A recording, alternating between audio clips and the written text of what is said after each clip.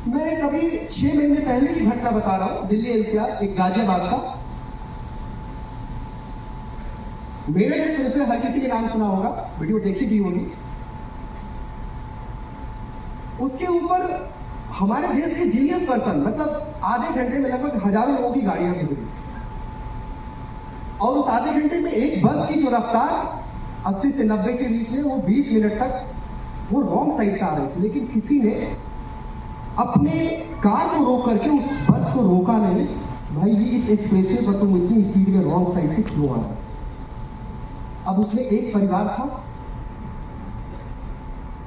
उसके गाड़ी का सड़क हादसा यानी कि टक्कर हुआ, ऑन द स्पॉट 6 लोगों की मौत हुई, 2 बच्चे बच गए थे, अस्पताल में जाके डेथ हो गई। मैं 2 दिन बाद गया था उस गाड़ी को जब उठा करके जैसे जहां पे थाने पे लगाया गया था।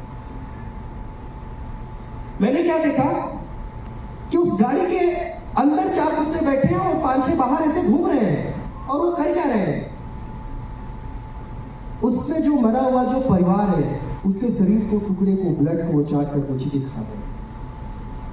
अब आप सोचिए, 1300 हादसे हो रहे हैं प्रति। हमारे यहाँ कोई वैसा इंफ्रास्ट्रक्चर नहीं बनाया गया है कि वैसे एक्सीडेंट पर वैसे परिवार को, गाड़ियों को, जो भी है उसके किसी के शरीर के इस तरीके से जो कटे वटे जो उसको साफ करके वो चीज निकाले रहे।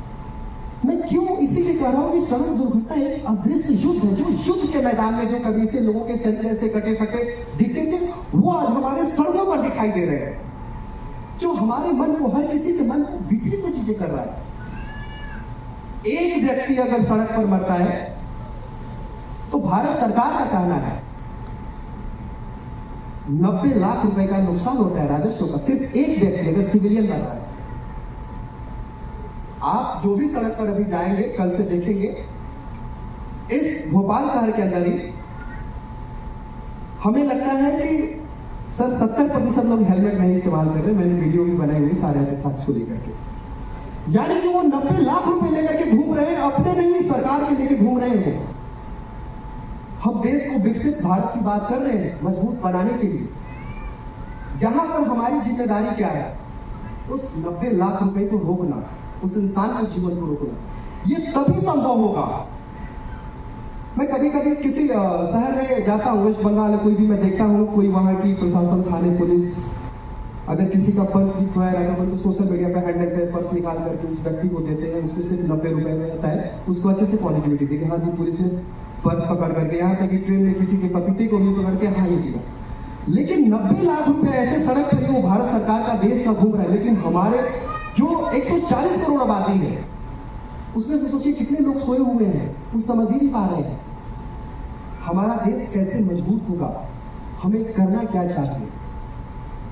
तो ये चीज हम जो यहाँ पर हॉल में बैठे हुए हैं, ये सिर्फ इसलिए आज मैं बातें जिक्र कर रहा हूं क्योंकि आज मैं कुछ यहाँ पर जो बातें कर रहा हूं, यानी कि मैं योद्धाओं से मांगने के लिए कुछ आया हुआ हूं। इस भारत को बहुत जरूरत है, क्योंकि मैंने पहले कहा कि योद्धा हमारे अवतार हैं। मैं चाहता हूं कि यहाँ जितने भी योद्धा जो बैठे, पर जोरदार आप लोग उनके लिए जबरदस्त तालियां बजाएं। आज योद्धाओं की बात हो रही है। ये योद्धा अपने आप में एक बहुत बड़ी महाशक्ति है। देखिए, मैं जब कार्य करने निकला था आज से 10 वर्ष पहले, उस समय मात्र सिर्फ 100 रुपए का चालान हुआ करता था, और ऐसे ही 150 रुपए के हेलमेट आते थे। अब आप ये सोचिए, जब आप सड़क पर, जब आप किसी को, मैं तो कोई पुलिस वाला हूं नहीं या कोई भी चीज, मैं तो ऐसे से लिए खड़ा हूं। जब तक मेरे हाथों में हेलमेट रहता था तो लोग खुश रहते थे।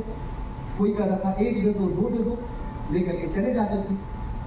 लेकिन अगर मेरे हाथों में हेलमेट, मैं किसी को समझा रहा हूं तो ये ना सोचिए तो मेरी सराहना करो, उल्टे मुझे गाली देने के लिए तैयार कि भाई तुम हो कौन? ये हमारे देश का वो चीजें कल्चर। आप किसी को भी अगर रोड सेफ्टी, एक क्या है कि एक तो सबसे बड़ी बात है कि बोरिंग सब्जेक्ट है हमारे देश के अंदर। आप कभी भी मिनिस्ट्री का देखेंगे कार्य होगा, रोड सेफ्टी के लिए बुलाएंगे, लोगों को लगता है कहां से पकड़ के ला दिया, ये मतलब लोग सुनना नहीं चाहते हैं। अगर वही नई टेक्नोलॉजी वाली गाड़ियां हैं, एक्सपो मार्ट जब हमारे भारत के अंदर ही लगता है, विदेशी गाड़ियां ही लगती हैं, क्या क्या नई इनोवेशन, उसके टिकट 500, 1000 रुपए के मतलब वो चीजें बिकते हैं, और लोग एक से ड्रीम लेकर के जाते हैं, हाँ मैं तो ये गाड़ी लेके आऊंगा, अच्छा ये रेसिंग वाली बाइक, ये सब कुछ। लेकिन जो भारत की तबाही है, वो परिवार इससे अनजान है, वो नहीं जान पा रहा है। कि क्या उसके साथ होने वाला है। क्योंकि ये जो अभी 2024 चल रहा है, अभी भारत सरकार का कहना है कि 2025 तक आते आते हम 2.5 लाख मौत के आंकड़े को क्रॉस कर जाएंगे। अभी यूनाइटेड नेशन ने एक टारगेट रखा हुआ है कि 2030 तक हमें पूरी दुनिया से 50% सड़क हादसे कम करने हैं। बहुत सारे देशों ने अपने इस आंकड़े को कम भी कर दिया, यहाँ तक कि आधे कर रहा। लेकिन हमारे भारत में कम होने की बजाय रफ्तार बढ़ती जा रही है। और भारत में अभी इतने अलग अलग राज्यों में अभी एक्सप्रेसवे आ रहे हैं, और नहीं तो इलेक्ट्रिक गाड़ियां आ रही हैं। हर कोई सड़क के ऊपर घर बनाना चाह रहा है, उसको कब्जा करना चाह रहा है। अभी तो जो डीजल पेट्रोल की गाड़ियां हैं साउंड करके आ रही हैं। और फॉग देखते हैं भारत के अंदर कैसे जलवायु परिवर्तन होता है। सर्दियों में फॉग होता है, सामने से कोई नहीं दिखता है। और जब इलेक्ट्रिक गाड़ी आएगी और बच्चों के हाथ में रहेगी, यूं वॉक करने वाले भी घर से बाहर निकलना बंद कर देंगे कि भाई कौन पीछे से आगे गाड़ी। ये उस समय मौत की रफ्तार जो पूरी दुनिया में, जो अभी सर ने कहा कि जो 12 से 13 लाख हो रहे हैं, उससे अकेला भारत होगा उस जगह पे खड़ा। ये हम सभी को सोचने का विषय है, क्योंकि ये 1,70,000 सिर्फ मौत नहीं, 1,70,000 परिवार आपसे मदद के लिए खड़ा है, हर साल मांग रहा है, उस लाइन में खड़ा है जिसको आपकी जरूरत है।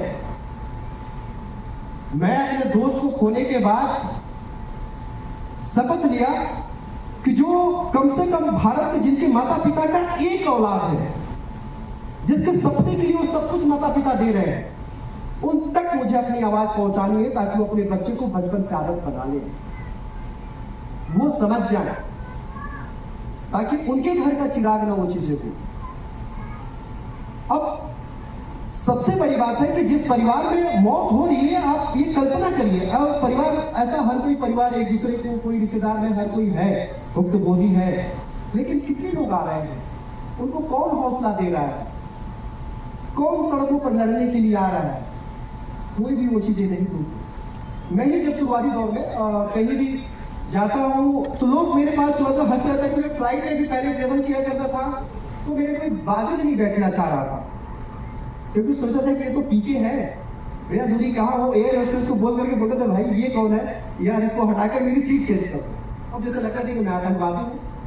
लोग यही कल्पना, आखिर मेरी क्या वहां पर कभी पायलट से बात होती थी। अब जैसे जाते वो बताते हैं, वो बोलते हैं सर कोई शब्द कुछ कहना है, तो मैं उनसे यही कहता हूँ कि आप लोग एयरपोर्ट पे 4 व्हीलर गाड़ी से आए हैं, आप ये सोचिए कि सड़कों पर आपने कितना जगह छेका हुआ है।